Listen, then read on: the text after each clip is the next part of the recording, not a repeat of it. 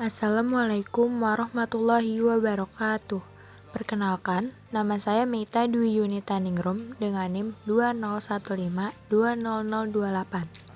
Saya akan memaparkan tentang teori humanistik psikologi. Sejarah humanistik. Humanistik adalah aliran dalam psikologi yang muncul tahun 1950-an sebagai reaksi terhadap aliran yang telah ada sebelumnya, yaitu behaviorisme dan psikoanalisis. Aliran ini memberikan perhatian pada dimensi manusia dari psikologi dan konteks manusia dalam pengembangan teori psikologis. Salah satu pencetus psikologi humanistik adalah Abraham Maslow. Definisi humanistik.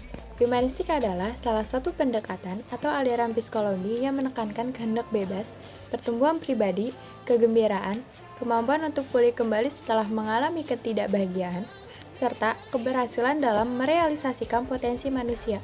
Dalam teori belajar humanistik, proses belajar harus berhulu atau berpatokan pada manusia itu sendiri.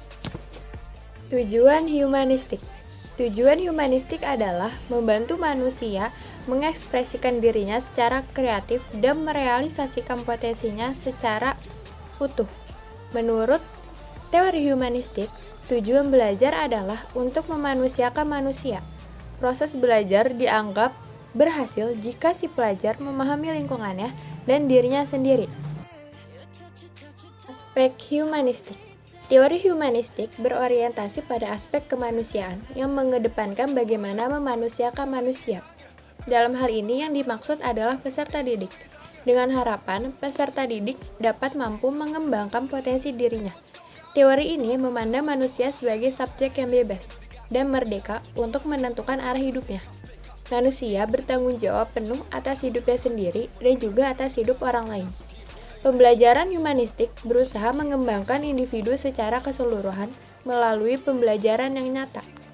Pengembangan aspek emosional, sosial, mental, dan keterampilan dapat berkarir menjadi fokus dalam model pembelajaran humanistik itu sendiri.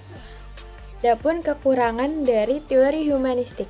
1. Pengujian yang tidak mudah. Pengujian yang dirasa tak mudah atau dapat dikatakan cukup sulit. Bahkan, kerap kali ditemukan kecurangan-kecurangan yang menjadi sebuah tradisi. Kedua, beberapa konsepnya masih buram dan subjektif. Dikatakan buram dan subjektif karena guru tidak dapat memberikan informasi yang jelas. Konsep yang masih buram dapat menjadi penghambat pembelajaran. 3. Kreativitas yang sering disalahgunakan. Kondisi ini terjadi ketika ada individu yang tidak bertanggung jawab di tengah-tengah kelompoknya. Keempat, pemikiran yang tidak terpusat. Maksudnya, adanya pemikiran yang tidak terpusat pada pokok permasalahan karena tiap individu diberikan kebebasan untuk dapat menggali potensinya masing-masing untuk menjawab persoalan yang diberikan. Humanistik juga memiliki kelebihan. Di antaranya, 1. Selalu mengedepankan sifat dan aturan yang berkaitan dengan demokratis, partisipatif, dialogis, dan humanis, sehingga sangat mengesankan bila menghargai seseorang dengan baik. Kedua, suasana yang saling menghargai. Dengan munculnya kebebasan untuk berpendapat tanpa dibatasi dan kebebasan mengungkapkan batasan, dengan begitu, maka peserta didik dapat menjadi lebih kreatif. Ketiga, peran aktif peserta didik. Selain peran aktif, antar individu juga dapat hidup bersama meskipun memiliki berbagai macam pertimbangan masing-masing yang memicu perbedaan. Sekian pemaparan saya tentang teori humanistik. Kurang lebihnya mohon maaf.